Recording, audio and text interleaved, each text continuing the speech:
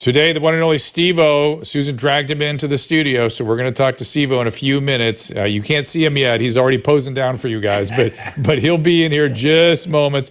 We're also out on the Twitter Spaces. We may have a chance to take a few calls today. He has a new special that you must go out and see now at steveo.com, steveo.com.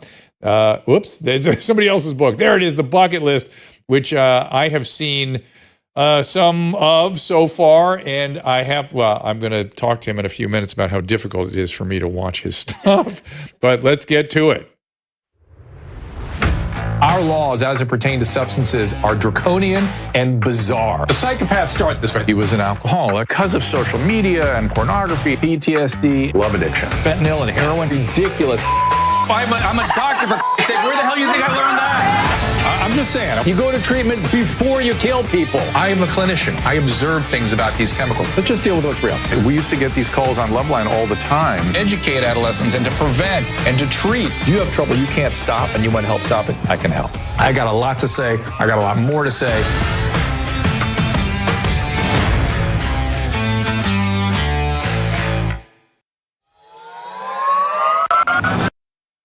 I think everyone knows the next medical crisis could be just around the corner, whether it comes in the form of another pandemic or something much more routine like a tick bite. You and your family need to be prepared. That's where the Wellness Company comes in. You know the Wellness Company. We have their physicians on like Dr. McCullough frequently. The Wellness Company and their doctors are medical professionals you can trust. And their new medical emergency kits are the gold standard when it comes to keeping you safe and healthy. It's a safety net. It's an insurance policy absolutely. That you hope you're not going to need, but if you need it, you sure as heck are going to wish you had it if you need it. Be ready for anything. This medical emergency kit contains an assortment of life-saving medications, including ivermectin, Z-Pak. The medical emergency kit provides a guidebook to aid in the safe use of all these life-saving medications. From anthrax to tick bites to COVID-19, the Wellness Company's medical emergency kit is exactly what you need to have on hand to be prepared. Rest assured, knowing that you have emergency antibiotics, antivirals, and antiparasitics on hand to help you and your family stay safe from whatever life throws at you next. Go to drdrew.com/TWC. That is drdrew.com/TWC to get 10% off today. Just click on that link.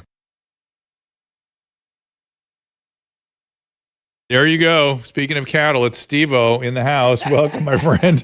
Of course, Jackass, everyone knows. Several of you guys have sort of ascended beyond the Jackass world to your own brand. You, Wee Man, Knoxville, maybe Bam. For sure. Bam's definitely got a brand. Yeah, okay. I worry like crazy about that. I worry about him differently than I worry about you. Bam's in the news today for having received a congratulatory video from Mark Wahlberg on achieving more than 100 days of sobriety. Oh, good. That's great. Yeah. That's a long man. Is he? We don't need to know, but I'm guessing he has to kind of be in a structured environment. I've lost touch with them. So he'll come back. Really he will come back around. I'm going to predict that. All right, good. Yeah, he'll come back around. Well, I mean, everybody's rooting for him all the time. So. Oh, he was so dangerous. But then so were you. Were you on Corolla's show recently or something? Did I see? I was. You revisited the famous night with the glass table, coffee table. The talk show appearance that keeps on giving. Yes, it's so. Well, let me give the short strokes. They called me to come essentially babysit Steve. Well, you were there for the return. You weren't there when I actually did the foot I through think the table. I was there. You may have been too blacked out. Yeah, maybe. They sort of like, we were worried to get here. I think they had me do something else too, but they really wanted me when you came back. Yeah. That's when they were like, you got to watch this. And so Steve went, and he was mostly drunk, I think, weren't you? Yeah, and it wasn't even like an upsetting thing. Like I actually very deliberately planned to bring a breathalyzer and attempt to see how high of a score I could blow. So it was very deliberate. I lined up all my shots. I drank very much on purpose. How'd you do? I think that I effectively broke the breathalyzer by blowing into it. Because you can't remember what the result was. Well, I think, but like while I could still remember, it wouldn't function properly. Oh, that's interesting. I don't know. And so you got in there, and Adam was sort of, I forget what the topic was. I was just in a complete blackout. just screaming and yelling, and there was a glass coffee table that I kicked my leg through. He just all of a sudden started. Had you tackled Adam before that? Because there was a point at which you tackled him and knocked his chair over, his host chair, and then I think you came back and just started banging on the table with the back of your heel until it broke. Yeah. And Adam was laughing, kind of, and like trying to control things. But here's the comedy. The comedy is the producers started swirling around Adam like, oh my God, what are we going to do? We can't air this. What are you going to do? And Adam goes, what the F are you talking about? This is the only thing people are going to remember about this show. And it's the only thing we remember about. Now, and we don't mean that night. We mean the entire run of the Adam Carolla show. The only thing that gets ever brought up is Steve-O's night on that show. So there you go. Yep. And also that night, though, I talked to you backstage, and I had a really, well, maybe it was the next time. I think about I think I was it the next time? I remember coming back. You came back, but I felt like when you came back, they had you held in a room. Yeah. Okay, so this wasn't that time. This was backstage. We were talking, and I was like, "Dude, come on, man. I'm worried. We got to think about whatever."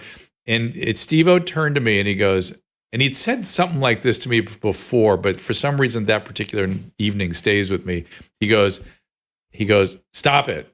Stop it. I understand I'll have to do something one day. And when I'm ready and I do so, I will do it 100%. There will be no half measures. I will go all the way. But in the meantime, shut the F up. Sort of what he said. And I was like, yeah, sure. I've heard these things before, right? Okay, all right, okay. You can't force people into recovery. So, and maybe you want to tell your story from there. Yeah, I mean, I remember it well. I remember you reaching out about the first season of Celebrity Rehab. Yeah, but understand that was one of my. Everyone has bottoms. That was one of my bottoms. And I'm not mad at you about it. No, they held a gun to my head to do that, and I was like, I don't know if you could tell. I was like, wow. And I was like, oh, that's fine. You got to be kidding. Thank God you said no. That's sort of how I felt. At the time when you reached out about Celebrity Rehab, I remember being quite proud of myself for saying, Dr. Drew, I have too much respect for the recovery process to make a mockery of it on television. Yes. And I stand by that position. I think the show was highly exploitative. Oh, I didn't know that you felt that way. So let's talk about it. It was. I mean, like, how do you even have a legal contract with people who are in the condition that they're in when they sign up? So that's a really important point, right? How does anybody consent to treatment when they're using drugs? Right. Anybody. Exactly. So there's a lot of case law around that. And the way we dealt with that was, people couldn't be really loaded when it was discussed. They had to have their attorneys, their family, their representation, everybody sign off and agree to this. And the other thing about it, my feeling has always been, if something is exploitative, don't you think the person who's being exploited would have felt exploited or would say something about it? I mean, I'm not necessarily even speaking for the people. I'm just saying that in a big picture sense, meaningful recovery and entertaining television are very much mutually exclusive concepts. I understand what you're saying. For you to make an entertaining TV show, like, you have to have people who are not in the program. Right. It cannot be about meaningful recovery. Otherwise, you've got the most boring programming you could possibly put on except TV. The only pushback I know what you're saying. The pushback I would give you is nothing unusual happened in treatment. You spend enough time around treatment programs that shit goes down all the time. And none of that felt unusual to me. And we had, I think people understand now the opiate situation was so fucked up that people that died either died of something not related to addiction or doctors gave them opiates again and they killed them. And it breaks my heart. I choke on that when I say that because that happened all the time at that point. So Jeff, Mike, killed by my peers, straight out. feel, how I feel about it. No big deal. There was a lot of meltdowns, and particularly the Sober House show was. Oh yeah, was that way was worse. That was way worse. But you notice I was distancing myself from that. Sure, and to be fair, these shows were going to happen anyway. Your involvement. They didn't happen because of you. No, that's true. They came to me with the ideas. They were going to happen anyway, and you were there to make like a patently bad situation as least bad as it could be. So let me. I don't know if you know this part of the story. So they came to me with this, and I was like, well, that's an interesting idea. I sure would like to show people how this works. It's not going to happen. There's no way. But they were like, pitch, let's go. Come on, let's go. All right, we'll walk around. We'll talk to people about it. And no. And they were like, we'll take it to your hospital. We'll do it at Las Encinas. I was like, no, you will not. There's no way. Let us talk to the hospital. Laughed out of the room. Like, you got to be kidding. And but they were pitching the whole time. And then VH1 shows interest. I went into hiding.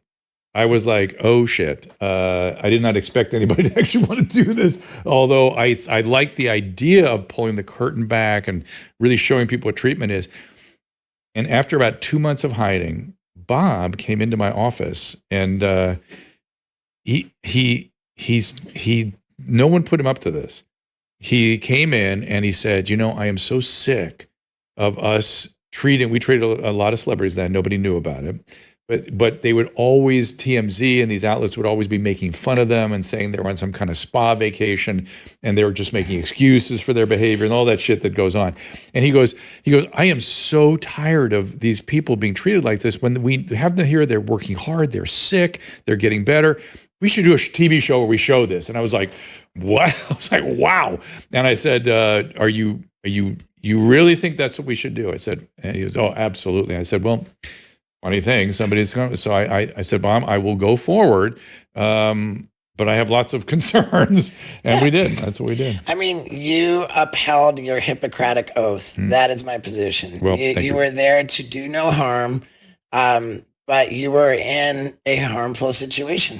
Potentially, that's for sure. Yeah, and I think that all of the making fun of celebrities for checking into rehab is a PR move.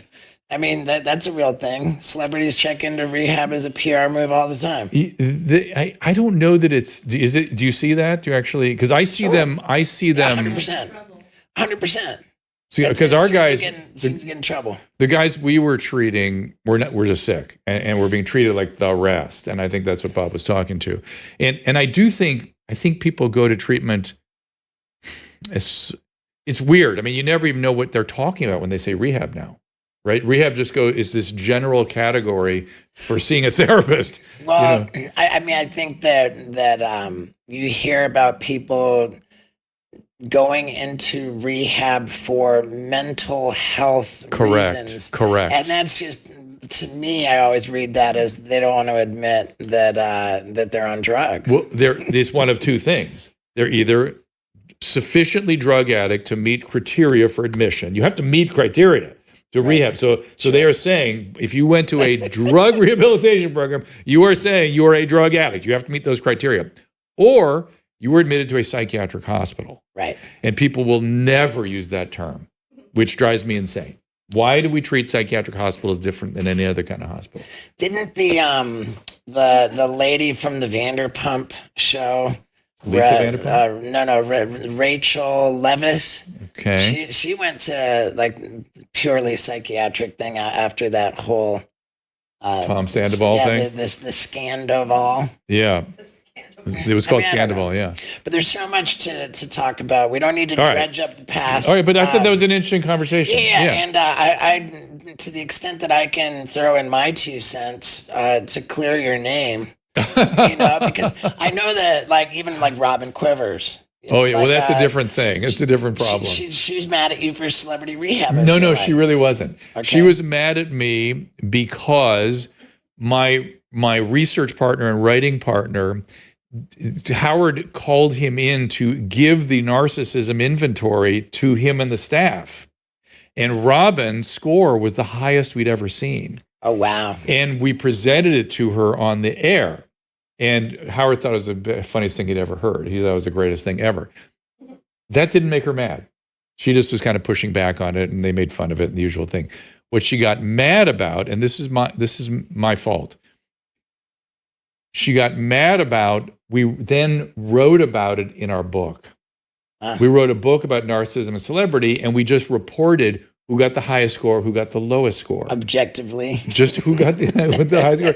And because it happened publicly, we didn't think we needed to get consent from her. But if we'd thought about it, I think we would have done it. We just didn't even think about it because it was like, oh, this happened on the air. And she became furious that we printed that. That's where she took issue. And so I don't blame her. I get it. She'd like people to think of her before you publish something like that. So I get it. So anyway, you were going down some road here with Howard and Robin. No, I mean, not necessarily. Have you been in there lately to talk to them? I haven't. And it breaks my heart. It breaks my heart that that my relationship with the Howard Stern show. I mean, sure, I've been on the wrap up show. Yes. Long, but it's been just so long since I spoke to Howard. And that's just the nature of the show these days. They only do it 3 days a week. You've got to be Mark Wahlberg to go in there. I mean, I'm not even sure Mark Wahlberg gets in it. You got to be like a rock star of the 70s. You have to be Paul McCartney. Right. And so, I'm not mad at anybody about it, but it just breaks my heart because I had so many just crazy experiences. There's so much history. Yeah. And you want to matter, and I just feel like I don't matter enough to go on there anymore, and so that makes me sad. You do matter enough to go on there. That's just Howard. Yeah, something happened to him. I mean, it's just very selective. I think that my take on it is that once Howard went on America's Got Talent, he became sort of I don't want to say this disparagingly, but sanitized. Mainstream figure. Mainstream figure. And in that becoming mainstream, he kind of changed his deal. He still did lots of crazy shit. Sure, but he stopped. He wanted to interview like bigger stars, and so he stopped asking everybody about who they're sleeping with and how much money they make. That's true, and you remember that you're right. That's what got him the bigger people.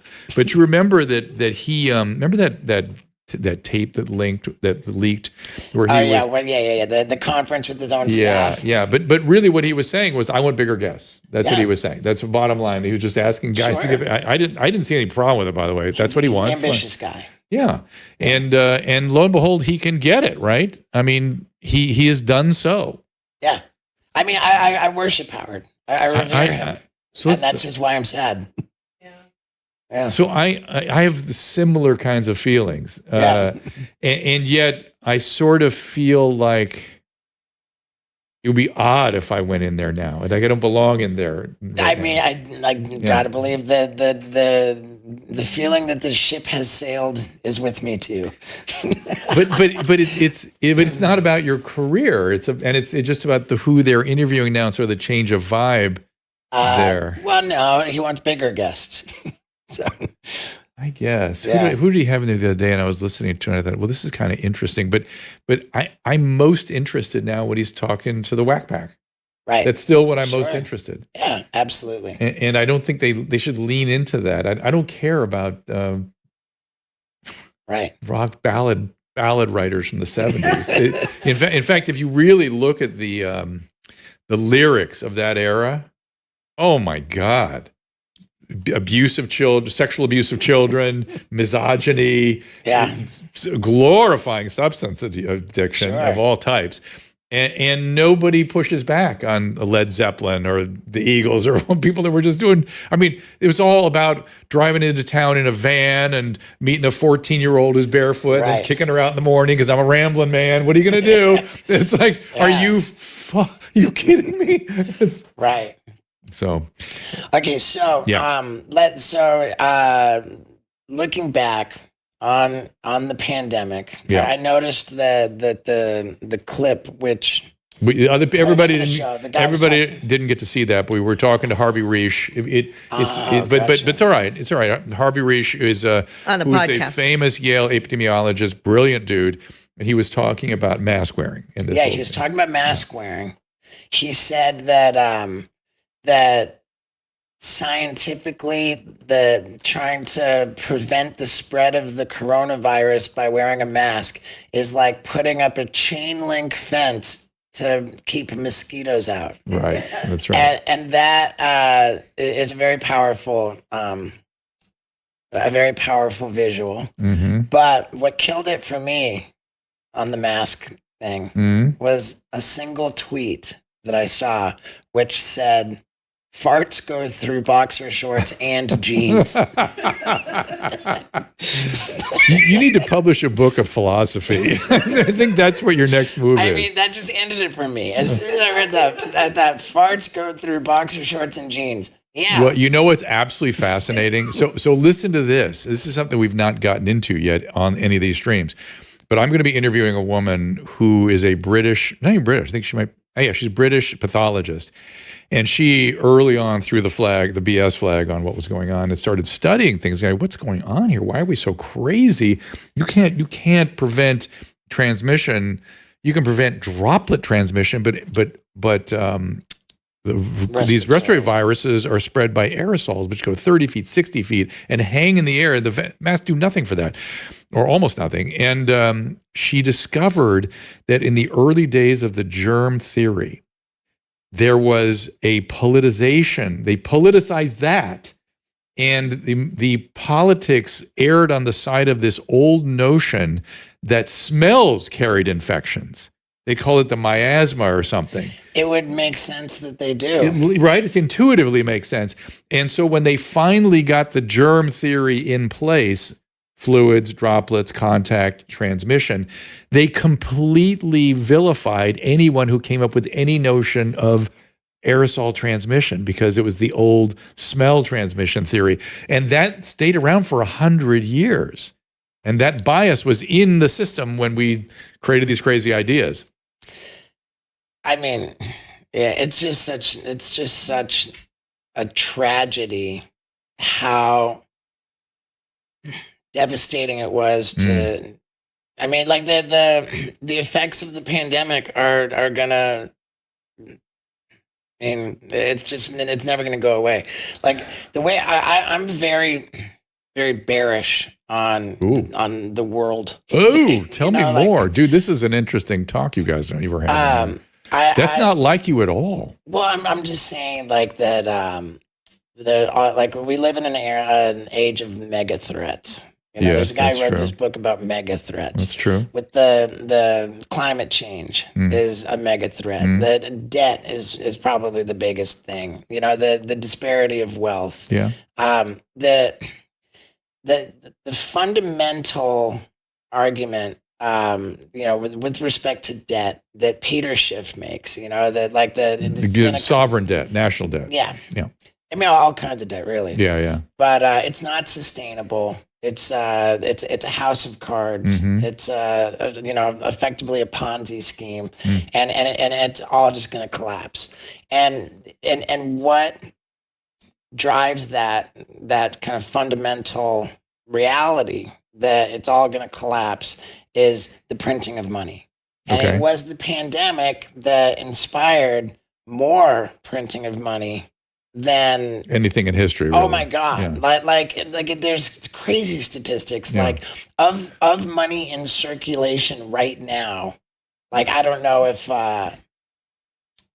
the majority of it was printed in the pandemic or since the pandemic. But a significant portion. Yeah. You know what? Do you guys have somebody who Googles in real time? Caleb, can we get some? I'm looking it up right now. Percentage of What percentage of money in circulation was printed during the pandemic? Yeah, it's staggering. It's utterly staggering. And yet there are people that feel like, well, the problem is just money, so just give people money, and they just don't. Do you know the story of? Oh shit, I'm not gonna remember his name. Masa Musso, I think his name is. I don't know about Masa. Masa Musso was the richest man in history.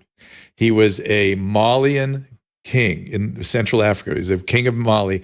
And he had so much gold and precious everything that he went on an international tour of mostly Europe. He wanted to see what was going on in Europe. And wherever he went, he just spread gold. He just handed out gold to everybody. And he had crashed the economy of every town and country he visited. Wow. He had to go back, retrace his steps, and buy back the gold to stabilize the economies. Isn't that crazy? That's amazing. Yeah, it's perfect for your example of how dangerous that is. I mean, when you increase the money supply, you devalue the money. When you take on debt, there's only two ways to address the debt. You either default or you inflate. Inflate. Yeah. So either way, like we're going the way of Argentina, right? I hope not. You're saying it with a big smile on your face, like, well, here we go. I'm saying, like, how do we not, And that, like, it all factors in to my decision to get a vasectomy. Okay. It does. So, have you had one yet, or you had it? It's part of the bucket list. It's in the bucket list. So we got to talk about the bucket list. We got to take a break in a second. We'll talk all about that. But because there's a lot of stuff I still want to talk to you about, and I'm glad we're having such an it's been too long. Yeah, I know. We have a lot to talk about. I love you dearly. Yeah, I love you too. And I freak the hell out when you do these things. It really like. Yeah. He brings it up in the bucket list. One of his stunts is he had a guy.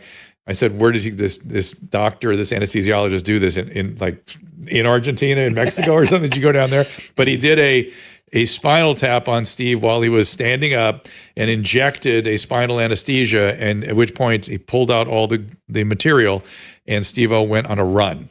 Yeah. See how far I could make it. Make it too far. He brings me up as somebody he contacted to review the wisdom of this stunt. You can imagine I was like, I remember you saying, "Wow, do I hate that idea?" I hate it. It's going to give me agita until you survive it. But if I did bring up, I'm glad I did, was that you can get ascending paralysis and stop breathing from these spinal taps. Yeah. And that's why you have to be in a hospital when we do this stuff.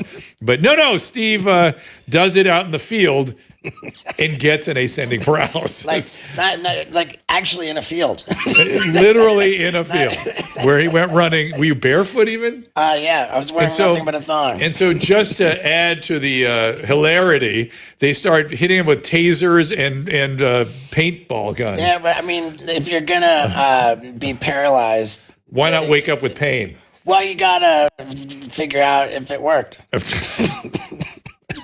You fall.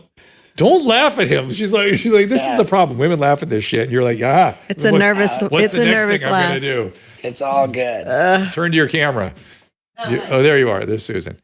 All right, so we'll take a little break here. We got still lots and lots to talk about. I'm just getting on to the Rumble rants and the restream. I'm having trouble with my computer here. We are watching you over on Twitter Spaces. We might take a couple calls there, perhaps. There's somebody named Steve there. He's not Steve-O, though. Oh, that's not Steve at all. All right, let's take a little break. We're here with Steve-O. We'll be right back after this. If you're trying to figure out the right present for someone, you will not go wrong with gifting the most comfortable sheets, clothing, and accessories that your friends and family have ever felt. Of course, I'm talking about Cozy Earth.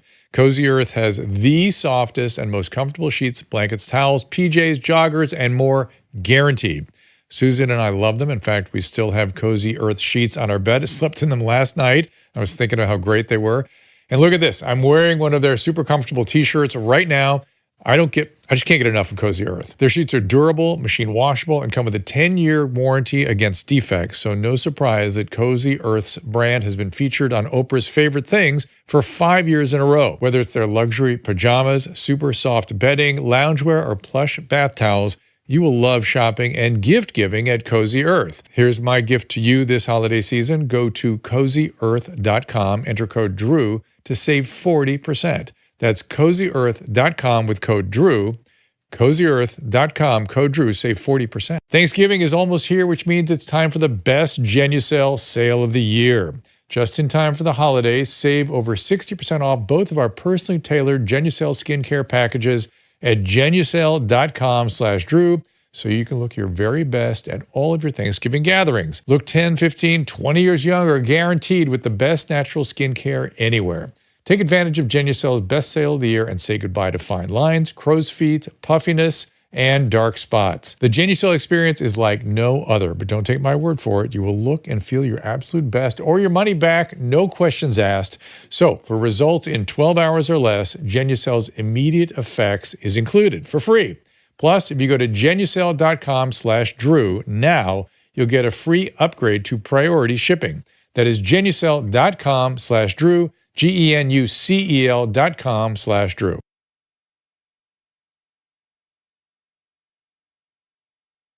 Microphone. There we go. Susan, ask that question again. Where did that come from? Restream? Yeah, it's over on Twitch. You said, when was the last time? Oh, you can't hear you. Oh, I'm not. Damn it. Great sound person here. When was the last time Steve-O watched PCP Saved My Life? I should color this in. PCP Saved My Life was a bonus video which came along with my Too Hot for TV DVD. Oh, yeah. Steve-O out on bail. The Don't Try This at Home video, volume 3. And I got really messed up on PCP at one point and made this horrific video and vowed to never watch it, but ended up watching it anyway. I think I watched it only one time. Had you been sober for a while? No. No. This was, it came out in 2003. I'm guessing the one time I broke down and watched it was in 2004 and never since. So tell them briefly, if you don't mind, your story, your road to sobriety. Okay. So you left Corolla's show. We had that conversation. That was 2005. Mm-hmm.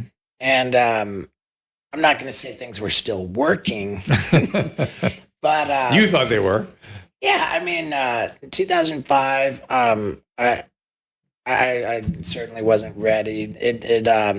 2006 was when the second Jackass movie came out. I rolled up to the premiere with you, Ron Jeremy, my dad, my 4-year-old niece, and my sister in the car. Was Mike Catherwood with us there too? I don't think so. I went to that one. I remember. Yeah, she was there. I was there. I think that's when I met you the first time.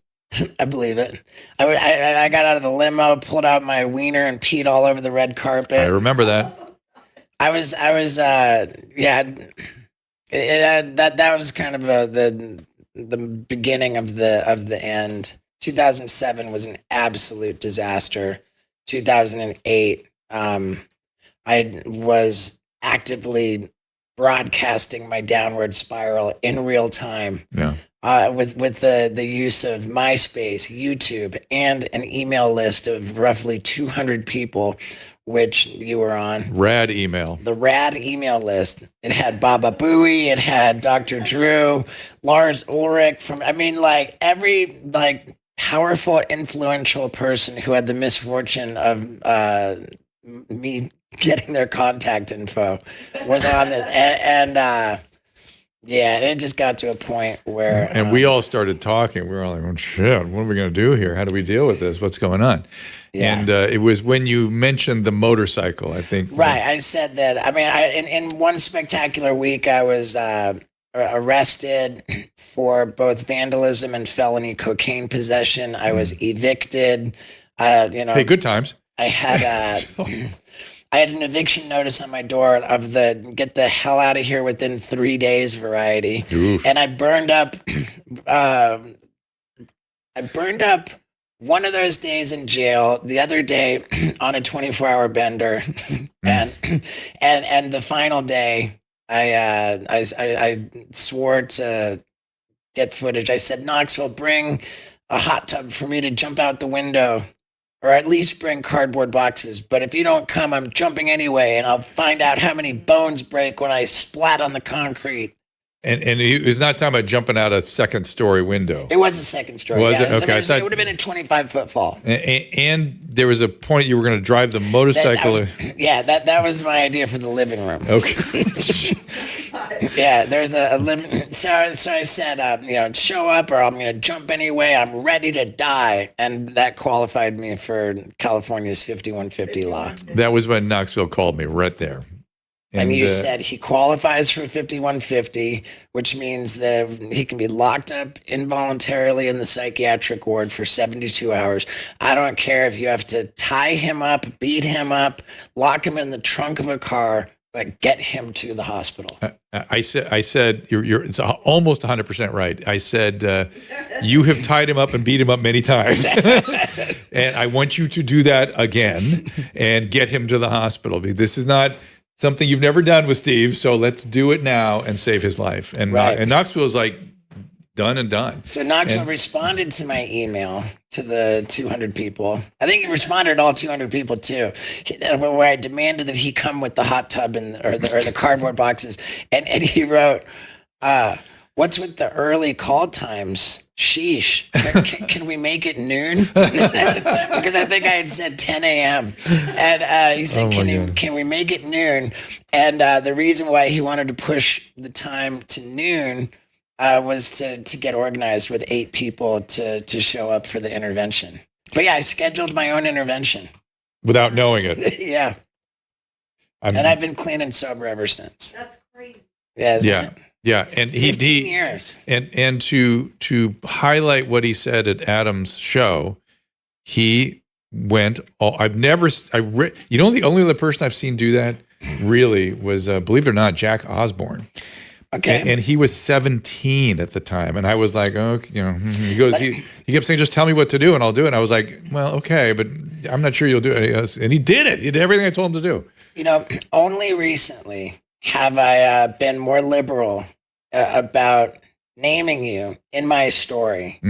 And to color this in, my first time in rehab was 1995. I didn't know that. I was only 20 years old.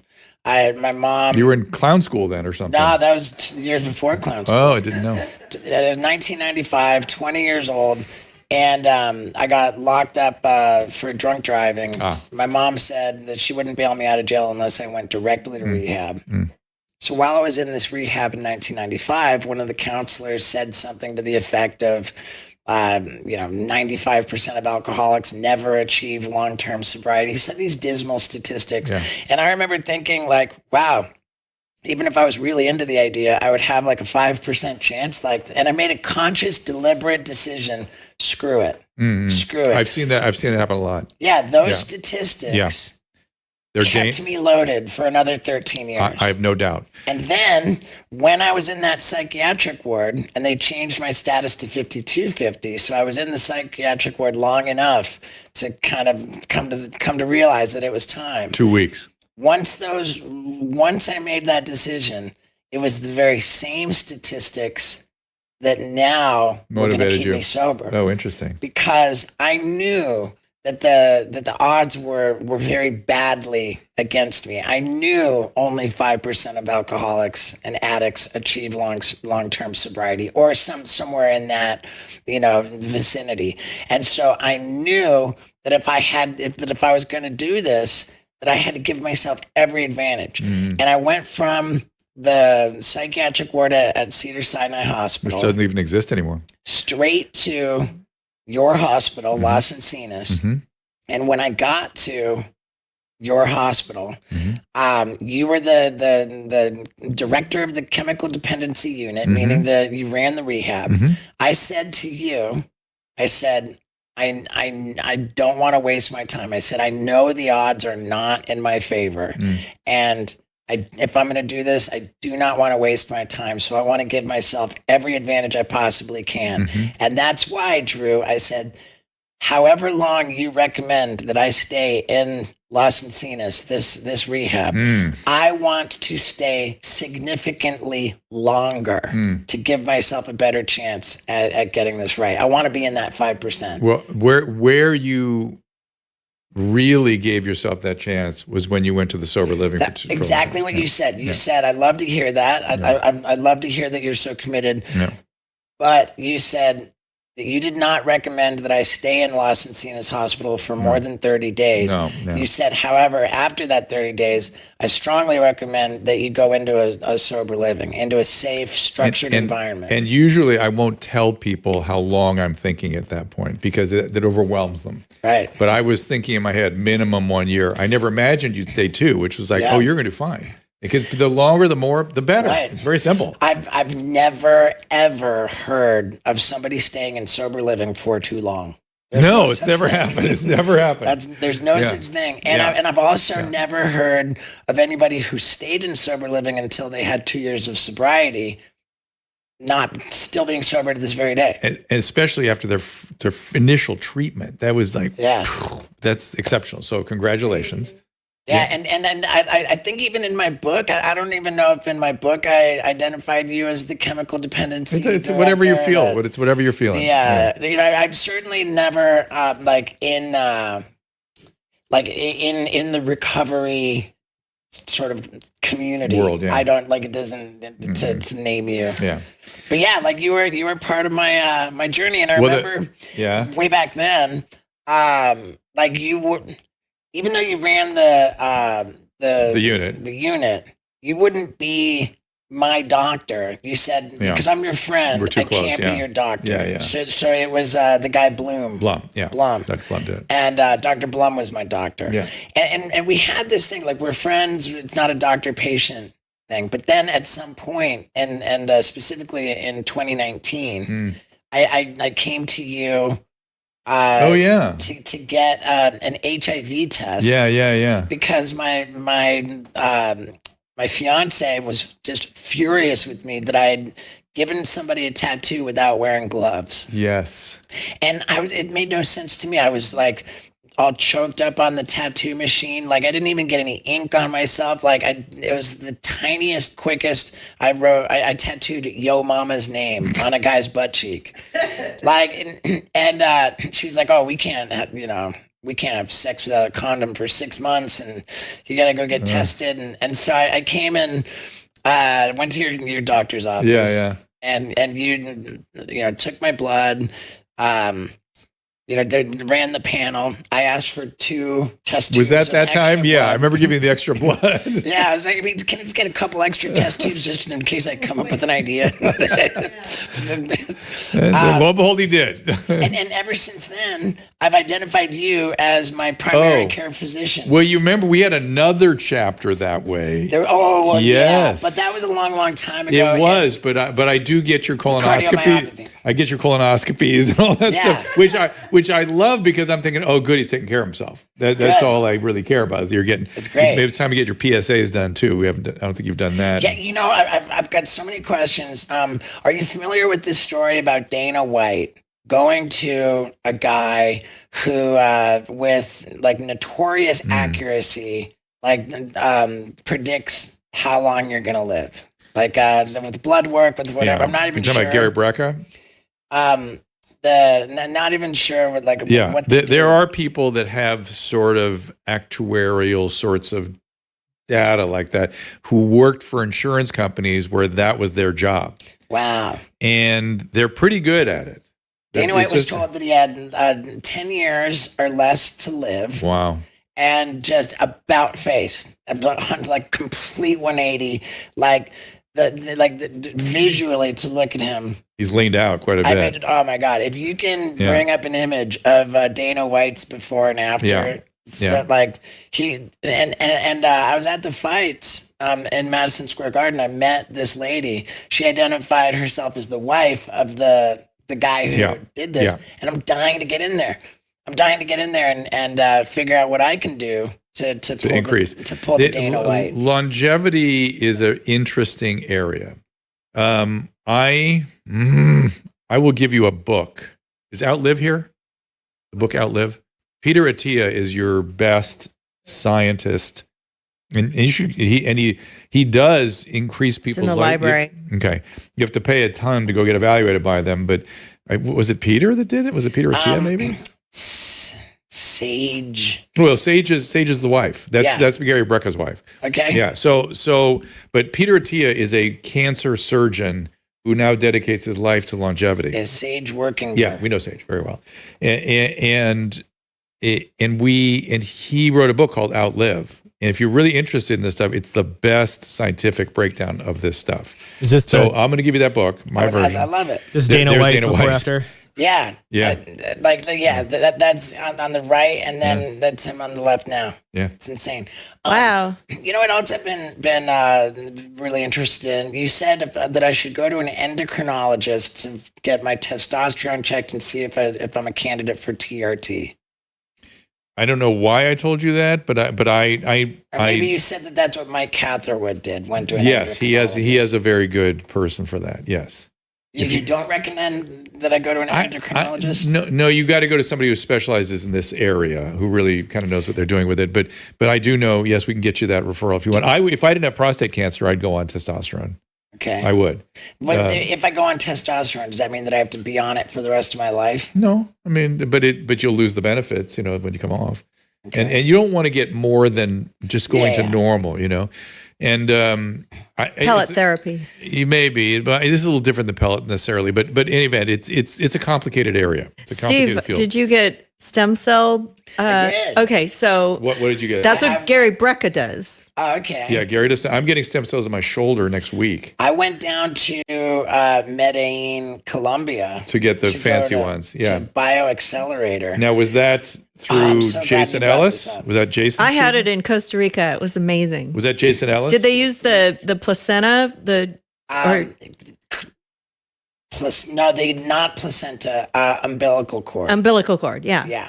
That's what they use for me. Yeah, nothing controversial about it. They don't do it in the United States. They only use the umbilical cord of perfectly healthy babies. Yeah. And the alternative is to throw away the umbilical cord. Right. So it's not like, people think, it's like dead babies, abortion. Like, it's not like that. Did it work? Did you like it? I don't know. I don't know if it worked. You're just in pain all the time? It's not that I'm in pain all the time. And it wasn't Jason Ellis who got me there. It was my buddy Danny Way. Is the skateboard legend. So that's all the same guys go down to the same it's group. all the UFC fighters, skateboarders, So the thing about stem cells I've learned is that the guys that are doing the local injections, that you're harvesting your own stem cells, your own bone marrow, your own fat and stuff, that's what I'm having done.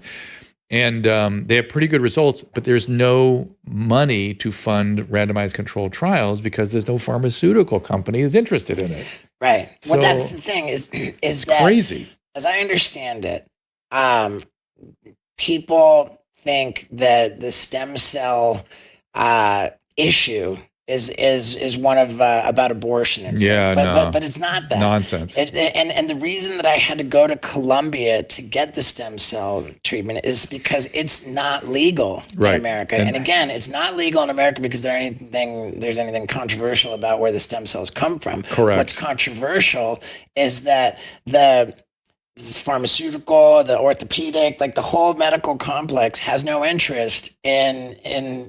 Well, I would argue it was the Bush administration that did no money to be made. No, it's worse. It's worse. I listen to Rob RFK Jr. now, and I am persuaded that there's too cozy a relationship between all the government and these regulators and the pharmaceutical agents. And so the fact that they put a kibosh on that has something to do with that cozy thing. There's more money in cutting people up and selling them drugs. Well, there certainly isn't money in being available to do randomized controlled trial. It's something that they're not going to make money off of. They just won't do it. So, okay. So we've gone way. We've gone all over the place here. Don't we have ads or something? I did it. Oh, we did? We've been talking a lot longer than you realize. Shit. Oh, yeah, he peed. I remember. Oh, okay. It just goes oh, my right God. by when I'm kind of jet lagged, okay? We flew in late last night. I'm a little off. So you stayed sober. You're sober. It's I've been clean and sober for more than 15 years, and sexually sober for almost 7 years. So you did that. That was a while ago, though. You were way into that, right? That was right at the beginning of your sobriety. I got sober in 2008, and I went to my my IOP for sexual addiction in 2013. Okay. And evidently that was longer than 7 years ago. Yeah. So it's a little bit more elusive, the sexual sobriety. Yeah, it's much like eating disorders and things like that. Right. You have to manage slippery behaviors. Right. Is really what it is, and it's hard. It's hard. And it's so worth it, man. Like honestly, like with chemical sobriety, putting down the drugs and alcohol, I really view that as like a bachelor degree type thing.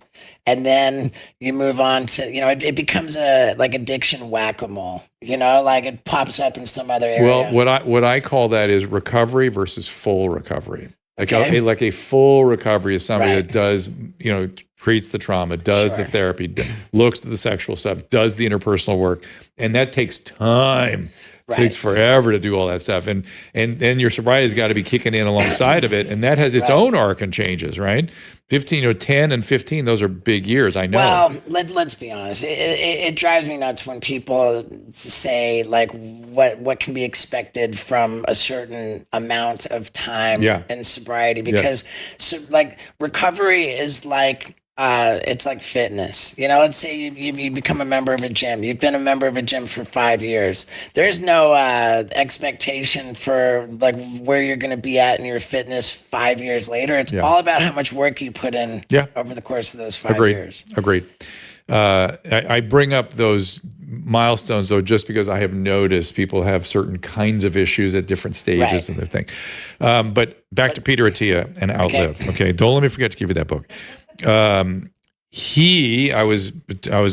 You talked about longevity, and there's a lot of stuff about longevity out there. People taking metformin, people taking testosterone, and I was sort of bugging him about this stuff, and finally he snapped at me and he goes, vigorous exercise. That's the only thing reliably will increase longevity. Oof, I know. Sorry, buddy. And dogs. And dogs will help. Dogs will help. But we have to maintain our muscle mass. We have to also manage our diet a little bit, because you'll usually do that when you're working out the way Dana White did.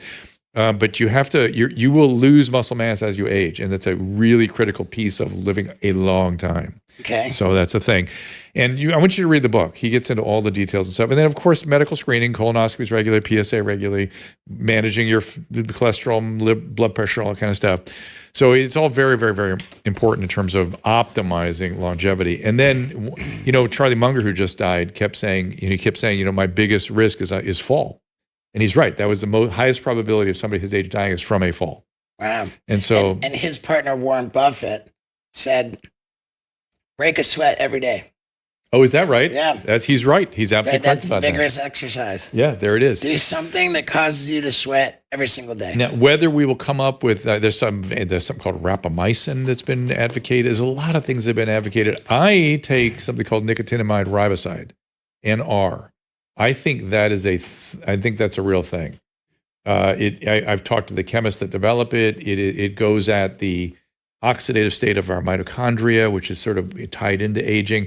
I don't know if there's one thing, if you had to point out one thing other than maintaining my blood pressure and watching my lipids and all that stuff, and making sure my prostate cancer is properly treated, that's the one thing I think I'm doing. That working out with V-Shred. Well, and I work out every day with V-Shred. I do that. But I've been on this NR stuff for a long time, and whenever somebody says, "Hey, you look younger than your age," I always think, I wonder if that's it. So anyway. V-Shred. I've lost 16 pounds. I'm due to lose some weight. You do? I'm due to lose some weight. That's the thing, is that with chemical sobriety and then the sexual acting out. Yeah. The amount of time and energy that goes into staying loaded is a lot. But like the amount of time and energy that goes into acting out sexually, it's an incredible time suck. And then on top of that, the amount of stress and shame and guilt that just piles up. It's and I really recognized that was it expensive financially too? Yeah. It can be. It sure can be when people get into that sexual addictions. I wasn't like of the paying for sex variety. So I thought you were talking about unusual. substance addiction. I didn't really. Yeah, I thought you were talking about substance addiction. I was thinking about the cost of that being expensive. Oh. Was drug? Oh, you can't hear him. He's asking, was drug addiction expensive? Oh, sure. Yeah, you had lots of nitrous, man. You had lots of nitrous, and I wasn't aware that's what you were doing.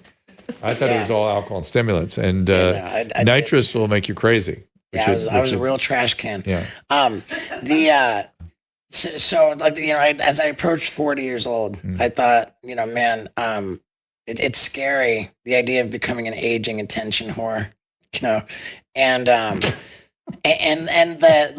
to be happy later. I felt like I was really not. This is not it. This is not a good look. It's not the way I'm going to be happy. I subscribed to the idea, and this probably plays into longevity in a big way. That learning how to be in a healthy relationship, finding a life partner, a solid, healthy relationship. Absolutely. And are you guys married yet? Not yet. I wear an engagement ring. Is that happening soon? Yeah, we bought our property. And that's been our thing. We want to open up an animal sanctuary. Yes, you've been talking about that for a long time. Been waiting to get married on that. We bought it. We got a big ranch in Tennessee now. Tennessee, is it near Nashville or anything? It's somewhat near Nashville. So if we travel, if we come, is it going to be a public wedding? Can we go? Can we? It's not a public wedding. I mean, you're friends. We got to go. We get to Tennessee. We love Tennessee. Our son went to Vanderbilt, and so we've gone there a lot. Epic. So yeah, I subscribed to the idea that I needed to, be able to have a healthy relationship. Yeah. And I think that most people's problem, they think that they're looking for the right person, when in reality, it's about becoming the right person. That was my mantra, is that I was going to do the work to become the man that the love of my life deserves. And it took a long time to do that. But but it's also picking the right person, and you did. I know you were very into it from the beginning. Yeah. But then become the person that's worthy of that. For sure. That's a really good way to look at these things. Well, I had to become the person preemptively. Otherwise, meeting the right person would have been useless. So had you made a lot of progress before? Okay. That's why when I got out of the IOP and they said that it was recommended to do a period of celibacy. Which you did for a while. Yeah, dude, they said like 30 to 90 days. Yeah. I did 431 days. Wow, good for you, I did not blow a load for the entire year of 2014. Did God take care of it for you at any point? Like in my dreams, I would be like about to have a wet dream, and I would be like, "Oh, I can't lose my time. I'm too guilty. Yeah, and so like I think that that's the most freeing thing for me. That it frees up my time.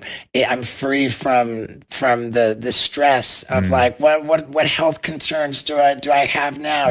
Like what jeopardy have I put somebody in? Like, so I better go hang off a helicopter and do all that shit now. Right. Since I've got my other health together, I need a bucket list tour. It's incredible how like when you don't waste your time.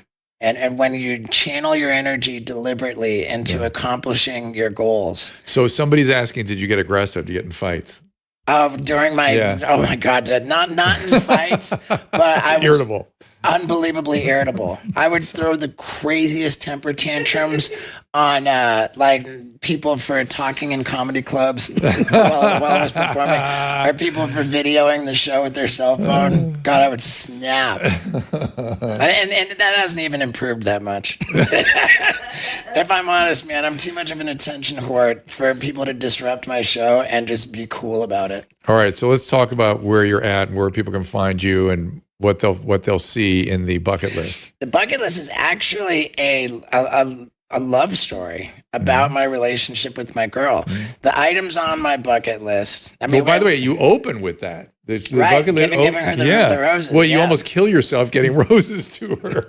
Right. When I say almost kill yourself, almost kills himself like multiple times to get her these roses. And I watch that shit. I just can't. I have to. Oh my God! I can't watch you doing that stuff. It there works. she is. There's you, Lexi, for your surgery, which was 2 days ago. 2 days ago, yeah.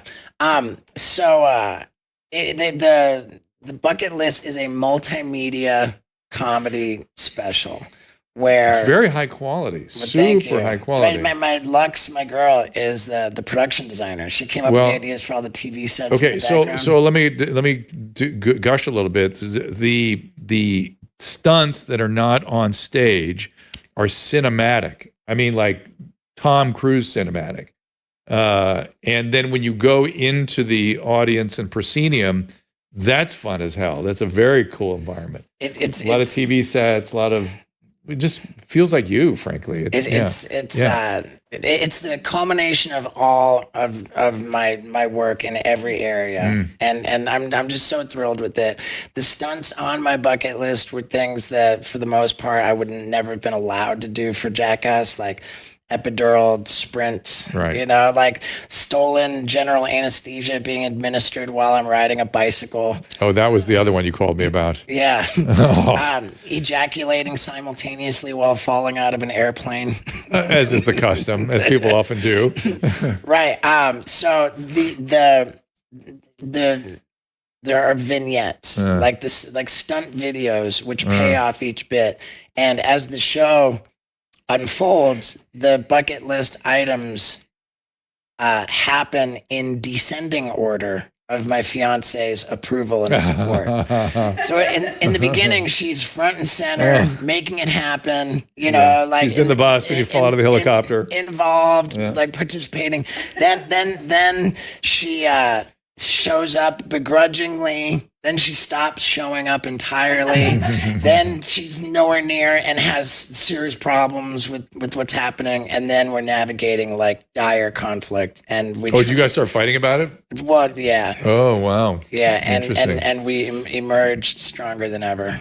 And can you? Sounds like Drew and me after 30 years. Am I doing stuff that you have to? We fight about different. Caleb's laughing at us. I don't ejaculate flying out of an airplane without. That was the toughest one for my lady, because I did not know. Like, I was jacking off with another man strapped to my back in an airplane full of dudes. Yeah. Which required some help. Now I swore. Right, a couple of dudes had to give you oral sex. What you're saying? No, but as part of my recovery, like I stopped watching pornography. No, I remember that. I think that is just super destructive. Like I recognize for me, I mean, I know like each addict will define their sobriety as it relates to sex addiction. But for me, pornography is yellow light behavior, but I just don't go there. Yeah. And it God knows what it's doing to young people and things too. Oh my God. I have no idea. And like just philosophically I just can't be channeling my energy away from my relationship. It's destructive. Well, I suspect you learned that in the treatment, which the sort of construct is, if you anything that diverts you from the primary relationship diminishes the intimacy of the primary relationship. For sure. And I mean, like one partner. Like every time you turn on to some porn site, it's like a different person. It's like a different experience. It's tough for one partner to compete with that. Not only are you diverting the energy from your relationship and diminishing the connection in your relationship, but you find like that you're just almost, you lose interest. Did you have an intimacy disorder in some sense? I'm sure. Yeah.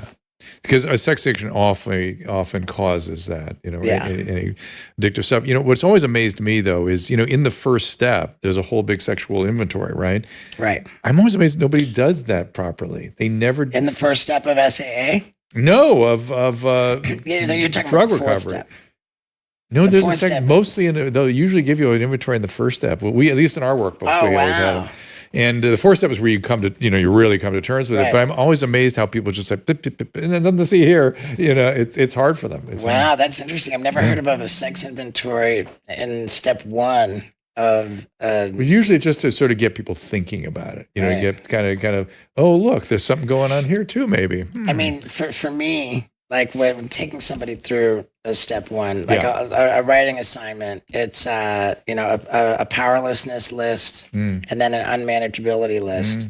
And so for the powerlessness list, like I ask for the most comprehensive list of promises that the person made to themselves with respect to their drinking and using that they went on to break, and that these should not be just purely directly related, but indirectly related as well. Yeah. So like, how I promised myself I would never snort cocaine. I promised myself I'd never shoot up. Yeah, that's direct. But then, I promised myself I would never like steal from my mom. I, like cheat on my girl. So I see where that could get into sex. Yes, exactly. It's and people just aren't really even aware of it. They don't think about it because they kind of. I think sometimes early in recovery people save certain outlets. They save things for they don't realize that's what they're doing.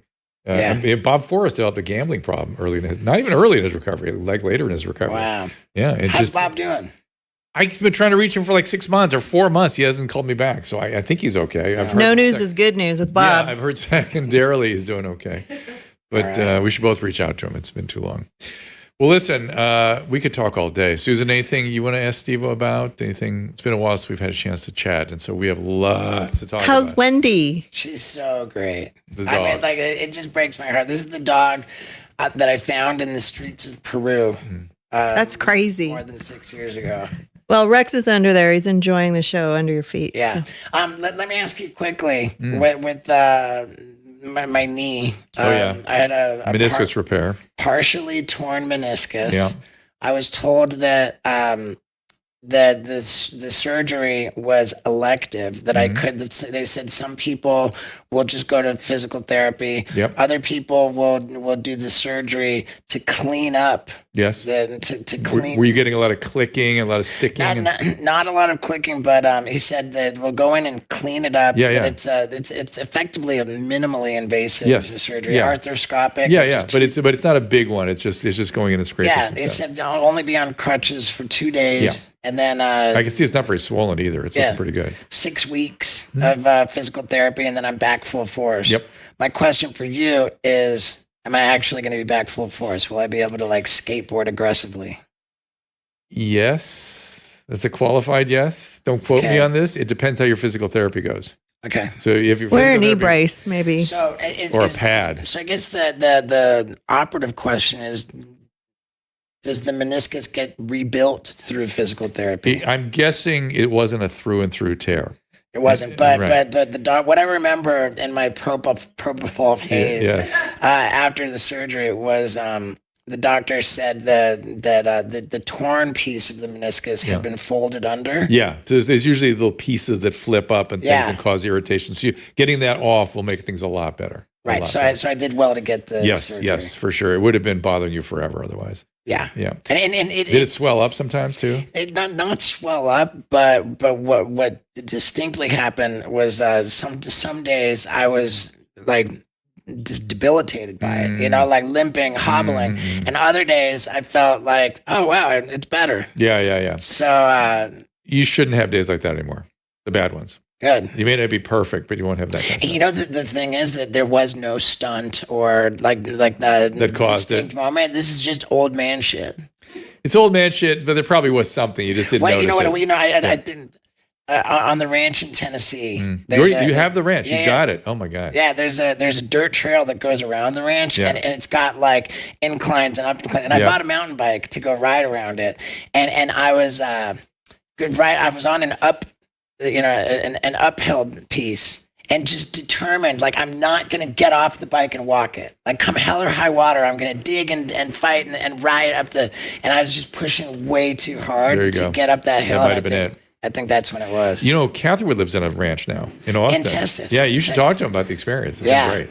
Yeah, so. I love it, man. Like, I'm not ready to live there. Like, it's not like a tax move at this point. There's no way that I want to do six months in one day in Tennessee. Like, I got to live in LA, but I want to set it up gradually and just be there to pull the ripcord. Will somebody else run it?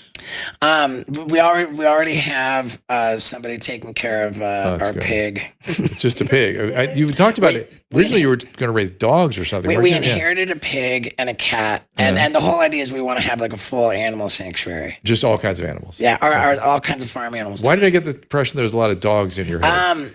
Our home in the Hollywood Hills is an animal sanctuary starter kit. Okay. We went from 4 dogs down to 2. We lost 2 dogs to old age. We still have 3 cats, 3 goats. Goat. We have a little barn. Does the city know you have goats? I don't know what you're talking about, Drew. Rex thinks it's funny. We've had goats since 2019. Fantastic. Our little 3 goats. So yeah, we love animals. It's our whole deal. Yeah, good. Well, listen, great to see you. Thank you for coming in. I appreciate you being here. Please, everybody, go see the bucket list. Go get to stevo.com right now. Get that bucket list. There it is. It's worth your time, and it's worth supporting Steve-O and his bucket list experience. Well, thank you. And, it's genuinely the greatest, craziest shit I've ever made in my life. I wanted to show the opening sequence because if you watch just the opening sequence, you'll be all the way in. You can't not keep going. Yeah. And then it transitions so beautifully into the theater thing. So it's just like, oh yeah. Thank you. Yeah. We're long overdue to have you on the hit Wild Ride with Steve-O podcast. Yes. All right, I'm in. I would love that. And as you know, we can bring the studio straight to you. All right, we'll do that again. It's been a minute. All right. Hey, I and love you Scott's guys. still with you? Yes. Yep, fantastic. Yeah. All right, we love Steve-O. Susan, anything? No, that's it. All right. Caleb, on your standpoint, let's go look up throw up the schedule there for what's coming. We have Tom Renz, I believe, on Monday. Is that right? Or the 4th, which is Monday. Nicole and Jemmy, who you're going to love. And Dr. Victory comes back with Ed Dowd. We're not going to do anything from Las Vegas this week? Is that? Oh, yeah, we are. Yeah, so we have some. That's Monday and Tuesday.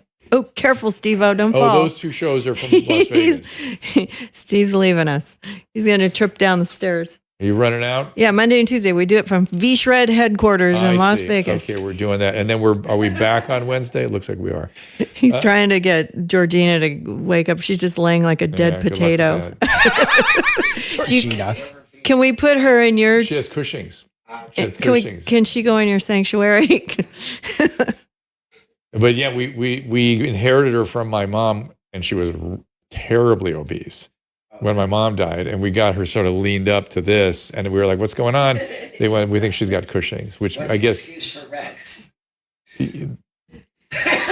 So Drew, I want you to help make sure Steve-O doesn't fall down the stairs. All right. Let me go. I'm gonna sign out. See everyone. Where are we? What day is today? I have no idea where we are. Today's Friday. We'll see you Monday. See you on Monday at 3:00 from Las Vegas. Ta-ta. Ask Dr. Drew is produced by Caleb Nation and Susan Pinsky. As a reminder, the discussions here are not a substitute for medical care, diagnosis, or treatment. This show is intended for educational and informational purposes only. I am a licensed physician, but I am not a replacement for your personal doctor, and I am not practicing medicine here. Always remember that our understanding of medicine and science is constantly evolving. Though my opinion is based on the information that is available to me today, some of the contents of this show could be outdated in the future. Be sure to check with trusted resources in case any of the information has been updated since this was published. If you or someone you know is in immediate danger, don't call me, call 911. If you're feeling hopeless or suicidal, call the National Suicide Prevention Lifeline at 800-273-8255. You can find more of my recommended organizations and helpful resources at drdrew.com/help. I unloaded on Twitter because I didn't want to unload on these people. I felt bad for them, and I was seething because I'm like, what the hell am I supposed to do? They checked all the surrounding hotels, nothing, and they go, well, we'll walk you to the Motel 6. Walk me to the Motel 6? What? Yeah. And I was like, are you kidding? Well, and they're like, oh, yeah, you're right. That's probably not a great idea. And it's middle of the night in the airport district, walking on the highway. Well, yeah. Really? Okay. So then they're like, okay, well, we're going to find you a place. So, okay. And half hour later, they found a place.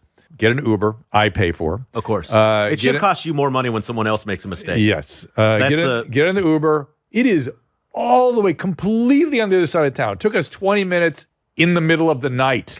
to get there. I'm like, oh shit, this is 40 minutes honestly, in the morning. My mouth is acidic.